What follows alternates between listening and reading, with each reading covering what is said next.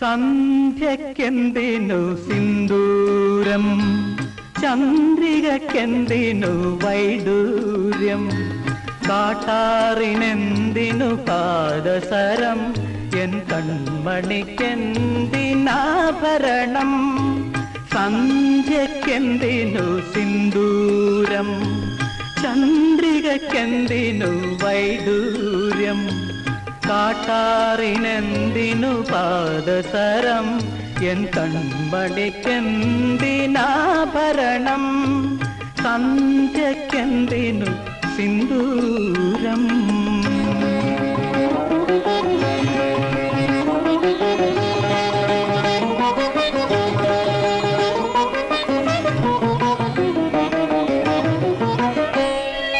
മായികമാകും മന്ദസ്മിതത്തിൻ്റെ മാറ്ററിയുന്നവരുണ്ടോ?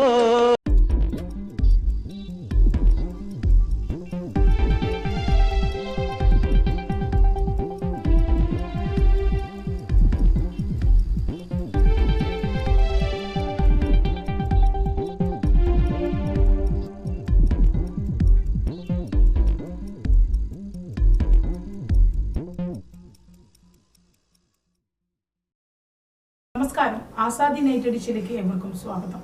നോക്കാം ഇന്നത്തെ പ്രധാനപ്പെട്ട വാർത്തകൾ. ഭാവഗായകന് വിട, പി ജയചന്ദ്രൻ അന്തരിച്ചു. ബോബി ചെമ്മണ്ണൂർ ജയിലിലേക്ക് ജാമ്യം നിഷേധിച്ച് കോടതി, 14 ദിവസം റിമാൻഡിൽ. വാളയാർ കേസിൽ CBIയുടെ അപ്രതീക്ഷിത നീക്കം, അച്ഛനും അമ്മയും പ്രതികൾ. കുറ്റപത്രം സമർപ്പിച്ചു. കണ്ണൂർ ഗ്ലോബൽ ജോബ് ഫെയറിന് 11-ന് തുടക്കമാകും. ശബരിമല ലേഔട്ട് പ്ലാനിന് അംഗീകാരം. പ്ലാന്റ് UAE പദ്ധതിക്ക് പിന്തുണയുമായി അബുദാബി മുനിസിപ്പാലിറ്റി. പെരിയ കേസിൽ CPIM നേതാക്കൾ ജയിൽ മോചിതരായി.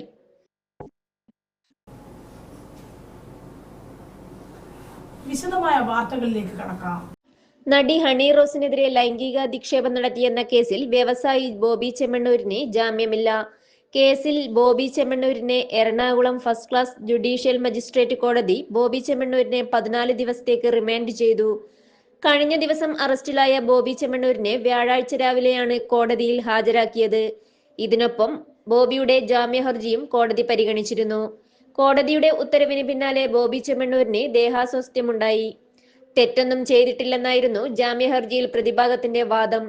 മഹാഭാരതത്തിലെ ഒരു കഥാപാത്രത്തെക്കുറിച്ചാണ് പറഞ്ഞത്. ഹണി റോസിന്റെ ആരോപണങ്ങളെല്ലാം വ്യാജമാണ്. മാത്രമല്ല, നടി പരാതി നൽകാൻ വൈകിയത് എന്തുകൊണ്ടാണെന്ന് പോലീസ് അന്വേഷിച്ചില്ലെന്നും ബോബി ചെമ്മണ്ണൂരിനായി ഹാജരായ അഡ്വക്കേറ്റ് B രാമൻപിള്ള കോടതിയിൽ വാദിച്ചു.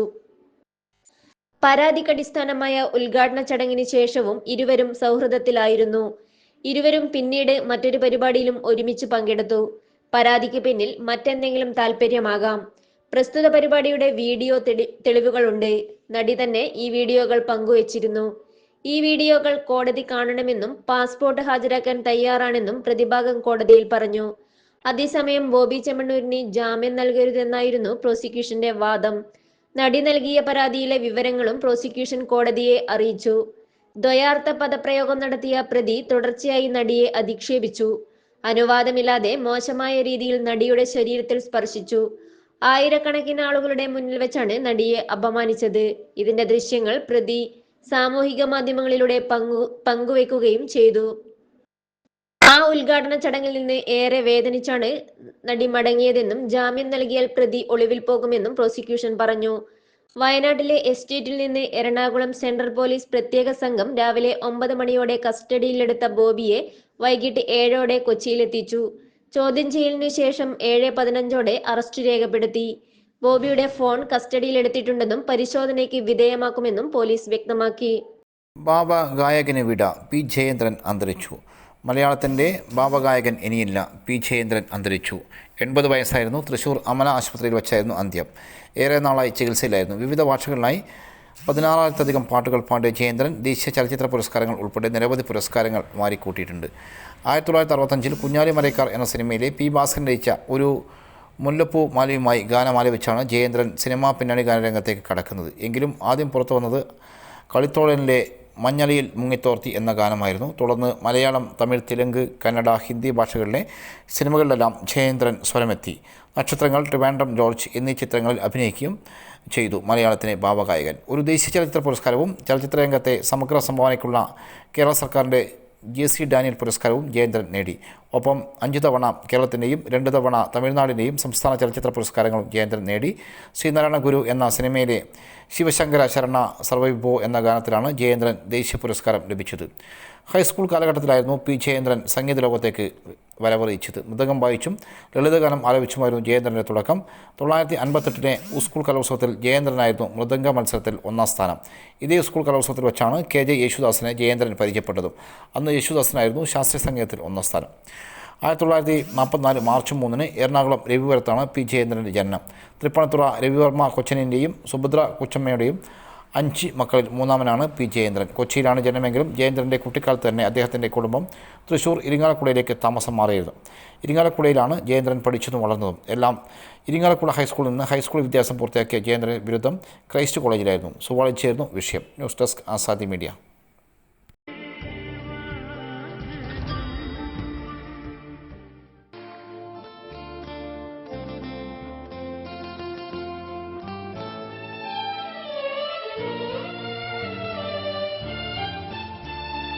മോഹം കൊണ്ടു ഞാൻ ദൂരേതോ ഈണം പൂത്ത നാൾ മധു തേടിപ്പോയി.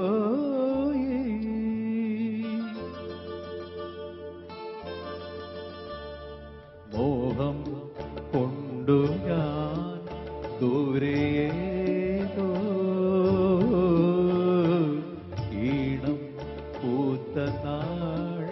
മധു തേടിപ്പോയി.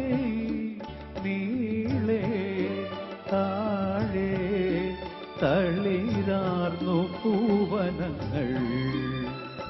മോഹം കൊണ്ടു ഞാൻ ദൂരേതോ ഈണം പൂത്ത നാൾ മധു തേടിപ്പോയി.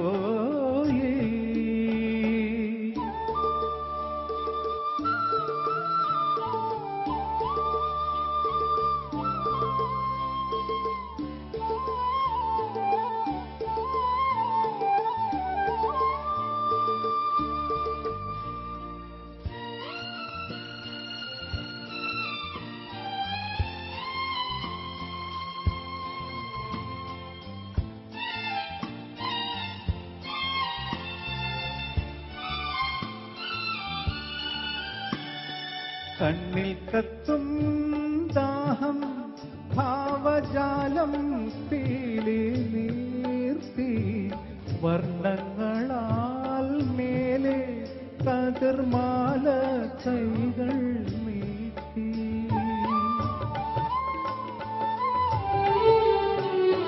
കണ്ണിൽ കത്തും ദാഹം ഭാവജാലം പീലി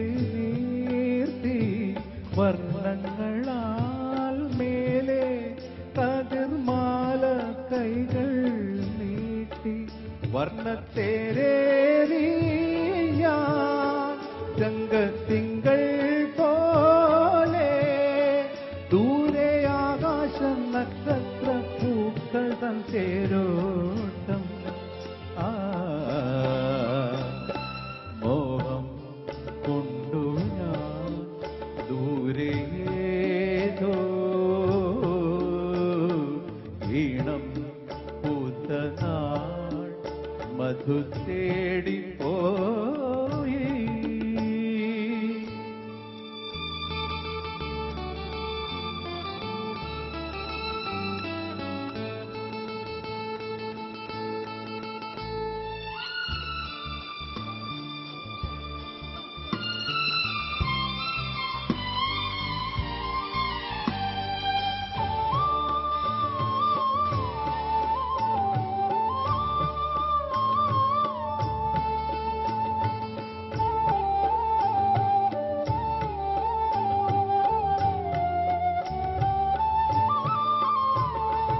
മണ്ണിൽ പൂക്കും മേളം രാഗഭാവം താലമേന്തി തുമ്പികളായി പാറി മനം തേടി ഊയലാടി.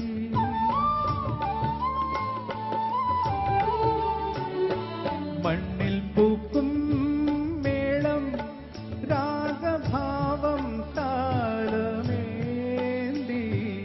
തുമ്പികളായി പാറി മനം തേടി ഊയലാടി. നറും പുഞ്ചിരിപ്പൂവായി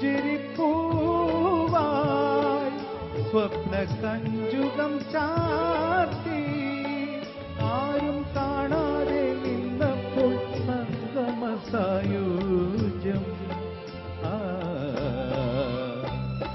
മോഹം കൊണ്ടു ഞാൻ ദൂരെയേതോ ഈണം പൂത്ത നാൾ മധു തേടിപ്പോയി നീളേ താഴെ തളിരാർന്നു പൂവനങ്ങൾ. മോഹം കൊണ്ടു ഞാൻ ദൂരെയേതോ ഈണം പൂത്ത നാൾ മധു തേടിപ്പോയി.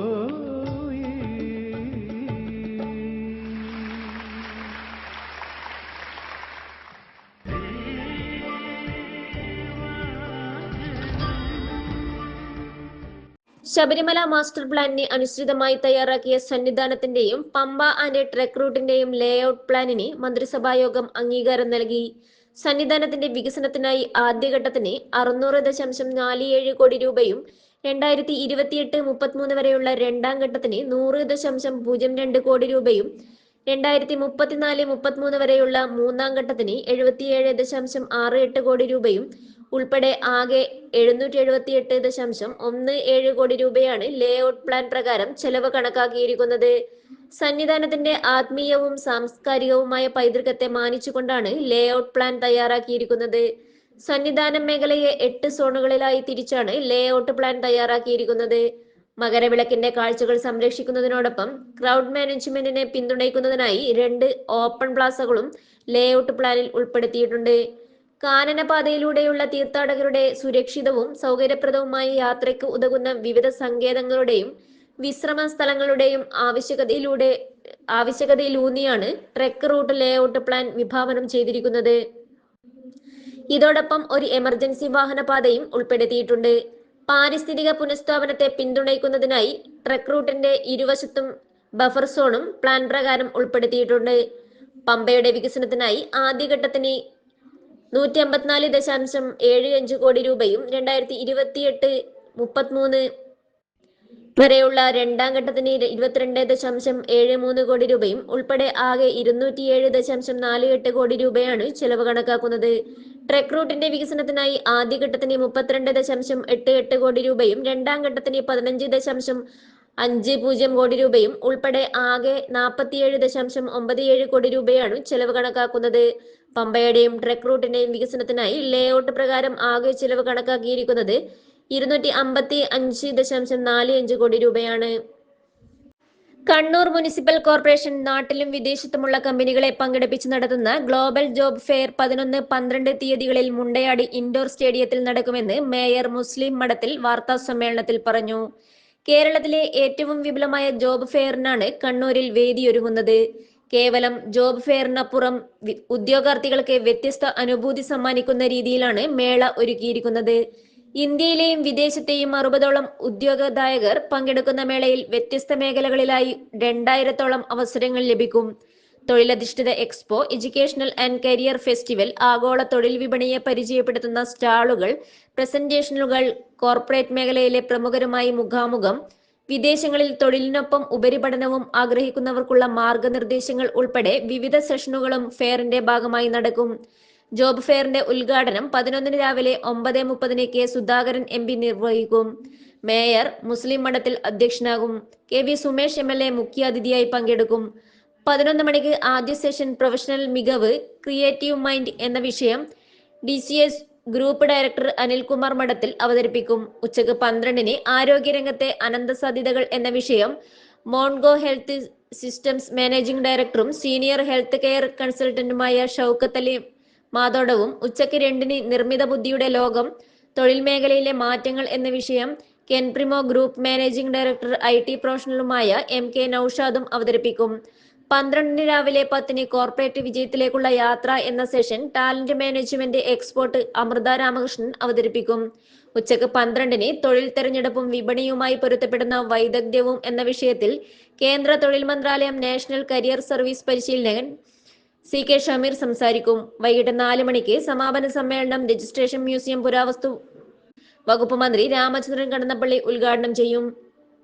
CP സന്തോഷ് കുമാർ MP, കണ്ണൂർ ജില്ലാ panchayat president advocate KK Ratnakumari എന്നിവർ മുഖ്യാതിഥിയാകും. വാർത്താ സമ്മേളനത്തിൽ deputy mayor advocate P Indira, സ്ഥിരം സമിതി അധ്യക്ഷരായ PK Ragesh, MP Rajesh, VK Sreelatha, Siyad തങ്ങൾ, ഷാഹിന മൊയ്തീൻ, സുരേഷ് ബാബു എളയാവൂർ, മുൻ മേയർ TO മോഹനൻ, കൗൺസിലർമാരായ KP Abdul Razak, T Raveendran, N Usha, VK Shaiju, Brand Bay managing director Sainuddin Cheleri എന്നിവരും പങ്കെടുത്തു.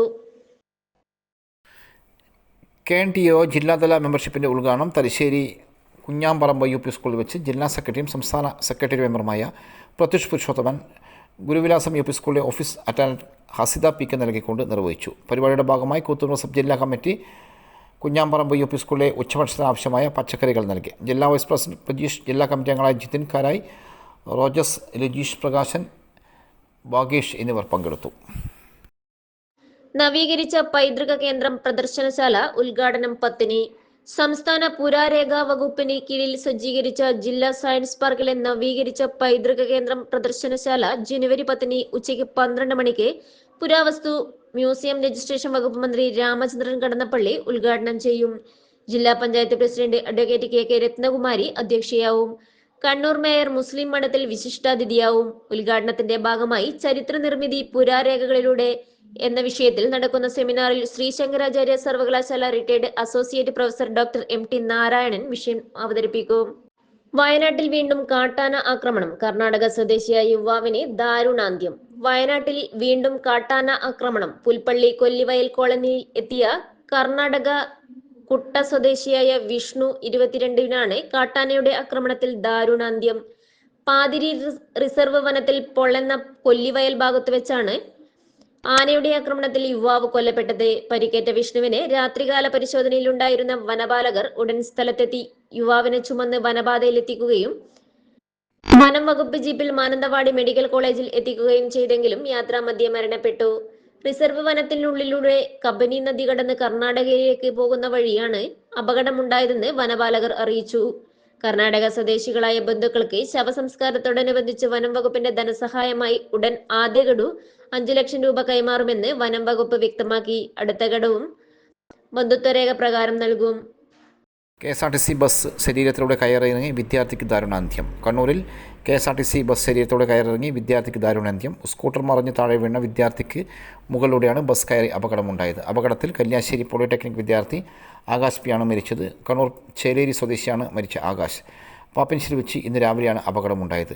രാവിലെ കോളേജിലേക്ക് പോകുന്ന വഴിയാണ് അപകടം ഉണ്ടായത്. യാത്രക്കിടെ പാപ്പിനിശ്ശേരി വെച്ച് ആകാശിൻ്റെ സ്കൂട്ടർ തെന്നിമറിയുകയായിരുന്നു. നിയന്ത്രണം വിട്ട ആകാശ് റോഡിലേക്ക് തെറിച്ചു വീണു. ഇതേസമയത്ത് പയ്യന്നൂർ ഭാഗത്തേക്ക് പോകുകയായിരുന്ന KSRTC ബസ് ആകാശിൻ്റെ ശരീരത്തോടെ കയറി ഇറങ്ങിയായിരുന്നു. ആകാശ് സംഭവ സ്ഥലത്ത് വെച്ച് തന്നെ മരിച്ചു. ആകാശിൻ്റെ മൃതദേഹം പരിയാരം ആശുപത്രിയിലേക്ക് മാറ്റി. പ്ലാന്റ് UAE പദ്ധതിക്ക് പിന്തുണയുമായി അബുദാബി മുനിസിപ്പാലിറ്റി. കഴിഞ്ഞ വർഷം നട്ടത് 8500ഓളം മരങ്ങൾ. പരിസ്ഥിതി സംരക്ഷണം ലക്ഷ്യമിട്ട് UAE നടപ്പാക്കുന്ന UAE പ്ലാന്റ് പദ്ധതിക്ക് പിന്തുണയുമായി ഗ്രാഫ് മരങ്ങൾ നട്ടുപിടിപ്പിച്ച് അബുദാബി മുനിസിപ്പാലിറ്റി. നഗരങ്ങളിലെ വിവിധയിടങ്ങളിൽ കഴിഞ്ഞ വർഷം 8500ഓളം മരങ്ങളാണ് നട്ടത്. ഈ വർഷവും പദ്ധതിക്ക് പിന്തുണയുമായി കൂടുതൽ മരങ്ങൾ വെച്ചുപിടിപ്പിക്കുമെന്നും അധികൃതർ അറിയിച്ചു. രാജ്യത്ത് പരിസ്ഥിതി സംരക്ഷണത്തിൻ്റെ പ്രവർത്തനങ്ങൾ വർദ്ധിപ്പിക്കുന്നതിനായി UAE വൈസ് പ്രസിഡന്റും പ്രധാനമന്ത്രിയും ദുബായ് ഭരണാധികാരിയുമായ Sheikh Mohammed bin Rashid Al മക്കി തുടക്കമിട്ട പ്ലാന്റ് UAE പദ്ധതിക്ക് പിന്തുണ പ്രഖ്യാപിച്ചാണ് അബുദാബി മുനിസിപ്പാലിറ്റിയുടെ നടപടി. കഴിഞ്ഞ വർഷം 8467 ഗോഫ് മരങ്ങളാണ് വെച്ചുപിടിപ്പിച്ചതെന്ന് മുനിസിപ്പാലിറ്റി അറിയിച്ചു. രാജ്യത്തെ വിവിധ ഹൈവേകൾക്കും റണ്ണിംഗ് സൈക്ലിംഗ് പാതകൾക്കും അരികിലായാണ് മരങ്ങൾ വെച്ചുപിടിപ്പിച്ചത്. ഷഹാമ ഭാഗത്താണ് കൂടുതൽ മരങ്ങൾ വെച്ചത്. ഇവിടെ മാത്രം 4480 മരങ്ങളാണ് നട്ടത്. അതോടൊപ്പം മരങ്ങൾ വെച്ചുപിടിപ്പിക്കുന്നതിന് പുറമെ അവയുടെ വളർച്ചയ്ക്കും പരിപാലനത്തിനുമായി പ്രത്യേക പദ്ധതികളും ശാസ്ത്രീയമായി നടപ്പാക്കുന്നുണ്ടെന്നും മുനിസിപ്പാലിറ്റി അറിയിച്ചു. ഇതുകൂടാതെ കണ്ടൽക്കാടുകളുടെ സംരക്ഷണത്തിനായും അബുദാബി മുനിസിപ്പാലിറ്റി പ്രത്യേക പദ്ധതി നടപ്പാക്കുന്നുണ്ട്. News desk Azadi media. Walayar കേസിൽ പെൺകുട്ടികളുടെ അച്ഛനെയും അമ്മയെയും പ്രതിചേർത്ത് അനുബന്ധ കുറ്റപത്രം സമർപ്പിച്ച് CBI. തിരുവനന്തപുരം CBI യൂണിറ്റാണ് കൊച്ചി CBI 3ാം കോടതിയിൽ കുറ്റപത്രം സമർപ്പിച്ചത്. 6 കേസുകളിലാണ് കുറ്റപത്രം സമർപ്പിച്ചത്. പ്രേരണ കുറ്റം ചുമത്തിയ കുറ്റപത്രത്തിൽ കുട്ടികളുടെ അച്ഛനും അമ്മയും പ്രതികളാണ്. കുട്ടികൾ ബലാത്സംഗത്തിന് ഇരയായ വിവരം മുൻകൂട്ടി അറിഞ്ഞിട്ടും മാതാപിതാക്കൾ പോലീസിനെ അറിയിച്ചില്ല. ഇക്കാരണത്താലാണ് ആത്മഹത്യാ പ്രേരണ കുറ്റം ചുമത്തി പ്രതികളാക്കിയത്. പോക്സോ വകുപ്പുകളും IPC വകുപ്പുകളും മാതാപിതാക്കൾക്കെതിരെ ചുമത്തിയിട്ടുണ്ട്. നേരത്തെ ഈ കേസുമായി ബന്ധപ്പെട്ട് തുടരന്വേഷണത്തിന് ഹൈക്കോടതി നിർദ്ദേശിച്ചിരുന്നു. ഉത്തരവിന്റെ അടിസ്ഥാനത്തിൽ പ്രദേശവാസികളെ പ്രതികളാക്കി കുറ്റപത്രം നൽകിയിരുന്നു. ഇത് തള്ളിയ കോടതി വീണ്ടും വിശദമായ അന്വേഷണത്തിന് ഉത്തരവിടുകയായിരുന്നു. ഈ അന്വേഷണത്തിലാണ് മാതാപിതാക്കളെ പ്രതികളാക്കി അനുബന്ധ കുറ്റപത്രം നൽകിയത്. ബലാത്സംഗം അറിഞ്ഞിട്ടും മറച്ചുവെച്ചു എന്നതാണ് CBIയുടെ കണ്ടെത്തൽ. നേരത്തെ സംസ്ഥാന പോലീസ് നടത്തിയ അന്വേഷണത്തിലും ഇത്തരത്തിലുള്ള കണ്ടെത്തലുകൾ ഉണ്ടായിരുന്നു. കുട്ടികൾ ശാരീരിക ചൂഷണത്തിന് ഇരയായിരുന്നത് മാതാപിതാക്കൾക്ക് അറിവുണ്ടായിരുന്നുവെന്നും പോലീസ് കണ്ടെത്തിയിരുന്നുവെങ്കിലും മാതാപിതാക്കളെ സാക്ഷികളാക്കുകയായിരുന്നു. എന്നാൽ തുടരന്വേഷണത്തിൽ മാതാപിതാക്കളെ പ്രതികളാക്കിയാണ് നിലവിലെ കുറ്റപത്രം. അതേസമയം വിചിത്രമായ കുറ്റപത്രമാണ് സമർപ്പിച്ചിരിക്കുന്നതെന്ന് വാളയാർ നീതി സമരസമിതി രക്ഷാധികാരിയായ CR നീലകണ്ഠൻ പ്രതികരിച്ചു. വളപട്ടണം പാലം പഴയങ്ങാടി റോഡിലെ ഗതാഗത പരിഷ്കരണം സ്ഥിരം സൂചനാ ബോർഡുകളും ഡിവൈഡുകളും സ്ഥാപിച്ചു തുടങ്ങി. വളപട്ടണം പാലം പഴയങ്ങാടി റോഡ് ജംഗ്ഷനിൽ നടപ്പിലാക്കിയ ട്രാഫിക് പരിഷ്കരണം വിജയകരമാണെന്ന് പാപ്പിനിശ്ശേരി ഗ്രാമപഞ്ചായത്തിൽ KV സുമേഷ് MLയുടെ നേതൃത്വത്തിൽ ചേർന്ന വിവിധ വകുപ്പുകളുടെ എഞ്ചിനീയറിംഗ് വിഭാഗം വിലയിരുത്തി. പരിഷ്കരണത്തിൻ്റെ ഭാഗമായി റോഡുകളിൽ സ്ഥിരമായ ഡിവൈഡുകളും സൂചനാ ബോർഡുകളും റിഫ്ലക്ടറുകളും സ്ഥാപിക്കുന്ന പ്രവൃത്തി തുടങ്ങി. KSTP റോഡിൽ കടവത്ത് വയൽ ജംഗ്ഷൻ മുതൽ KCCPL പെട്രോൾ പമ്പ് മുൻവശം വരെയുള്ള ഭാഗം പഴയങ്ങാടിലേക്കുള്ള വാഹനങ്ങൾക്കായി ഇരുവശങ്ങളിലും വീതി കൂട്ടാൻ PWD റോഡ്സിനെയും KSTP റോഡ്സിനെയും ചുമതലപ്പെടുത്തി. കോട്ടൺസ് റോഡ്സിൽ വലിയ ചരക്ക് വാഹനങ്ങൾ ദിവസങ്ങളോളം നിർത്തിയിടുന്നത് ഗതാഗത തടസ്സം സൃഷ്ടിക്കുന്നതിനാൽ ഇത് ഒഴിവാക്കാൻ യോഗം തീരുമാനിച്ചു. വലിയ വാഹനങ്ങൾ ചരക്ക് ഇറക്കി പോകണം എന്ന് നിർദ്ദേശിക്കും. റോഡരികിൽ KCB ഇറക്കിയ ഇലക്ട്രിക് പോസ്റ്റുകൾ മാറ്റാനും യോഗത്തിൽ തീരുമാനമായി. KV Sumesh MLA, Pappinissery panchayat president AV Susheela, vice president Pradeep Kumar, SAP Unnikrishnan, NHAI site engineer Harshesh, NH licence officer KV Abdulla, PWD roads assistant executive engineer Ramkishore, ജനപ്രതിനിധികൾ, വിവിധ വകുപ്പ് എഞ്ചിനീയറിംഗ് വിഭാഗങ്ങളിലെ ഉദ്യോഗസ്ഥർ, നാഷണൽ ഹൈവേ അതോറിറ്റി ഉദ്യോഗസ്ഥർ, വിശ്വസമുദ്ര പ്രതിനിധികൾ തുടങ്ങിയവർ പങ്കെടുത്തു. ജനവാസ കേന്ദ്രങ്ങളിൽ കാട്ടാന ഭീഷണി, നിരോധനാജ്ഞ പുറപ്പെടുവിച്ചു. ജനവാസ കേന്ദ്രങ്ങളിൽ കാട്ടാന ഇറങ്ങിയ സാഹചര്യത്തിൽ പൊതുജനങ്ങൾക്ക് ഭീഷണി ഉണ്ടാവാൻ സാധ്യതയുള്ളതിനാൽ പായം ഗ്രാമപഞ്ചായത്തിലെ 9, 10, 11 വാർഡുകളിലും ആറളം ഗ്രാമപഞ്ചായത്തിലെ 15, 16 വാർഡുകളിലും മുഴക്കുന്ന് ഗ്രാമപഞ്ചായത്തിലെ 1, 2 വാർഡുകളിലും ജനുവരി 9 വ്യാഴാഴ്ച ഉച്ച 12 മണി മുതൽ രാത്രി 12 മണി വരെ പൊതുജനങ്ങൾ ഒത്തുകൂടുന്നത് നിരോധിച്ച് ADMC പത്മചന്ദ്രക്കുറുപ്പ് ഉത്തരവിട്ടു. ആറളം ഹയർ സെക്കൻഡറി സ്കൂളിന് ജനുവരി 9 ഉച്ചയ്ക്ക് ശേഷം പ്രാദേശിക അവധി പ്രഖ്യാപിച്ചു. ഉത്തരവ് ലംഘിക്കുന്ന സാഹചര്യത്തിൽ കുറ്റക്കാരെന്ന് കണ്ടെത്തുന്നവർക്കെതിരെ ഭാരതീയ ന്യായ സംഹിത പ്രകാരം ശിക്ഷണ നടപടികൾ സ്വീകരിക്കും. ഹാപ്പിയായിരിക്കാൻ ഹാപ്പിനെസ് സ്ക്വയർ തുറന്നു.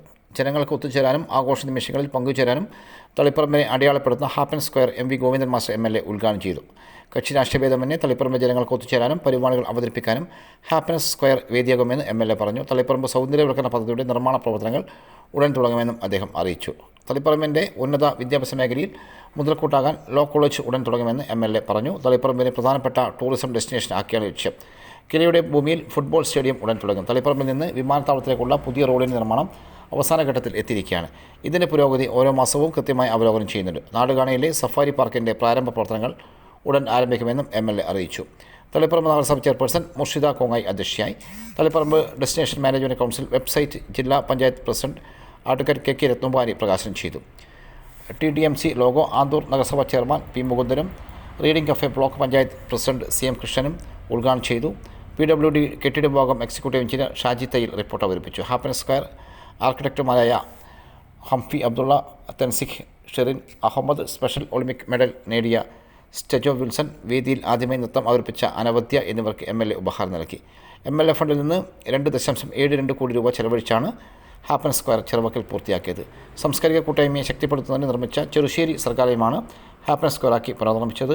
തളിപ്പറമ്പ് നഗരസഭ വൈസ് ചെയർമാൻ കല്ലെങ്കിൽ പത്മനാഭൻ, തളിപ്പറമ്പ് നഗരസഭാ കൗൺസിലർമാരായ O Subhagyam, K M Latheef, Pariyaram ഗ്രാമപഞ്ചായത്ത് president T Sheeba, Kurumathur panchayat president V M Seena, Kulachery panchayat president K P Abdul Majeed, Taliparamba നഗരസഭ മുൻ chairperson P K Shyamala teacher, മുൻ chairman Muhammed Allamkulam, DDE Babu Maheswari Prasad, DTP secretary Shyamchandra, DTPC മുൻ secretary Jijesh Kumar, DO in charge Manoj Kumar, cinema സംവിധായകൻ ഷെരി ഗോവിന്ദ്, കെ സന്തോഷ്, PP മുഹമ്മദ് നിസാർ, അനിൽ പുതിയ വീട്ടിൽ, ജോജി ആനിത്തോട്ടം, KC രാമേന്ദ്രൻ, വത്സൻ മാസ്റ്റർ എന്നിവർ പങ്കെടുത്തു. ഉദ്ഘാടന ശേഷം കലാപരിപാടികളും തേവർ ബാൻഡിൻ്റെ മ്യൂസിക്കൽ നൈറ്റും അരങ്ങേറി. News desk Azadi media.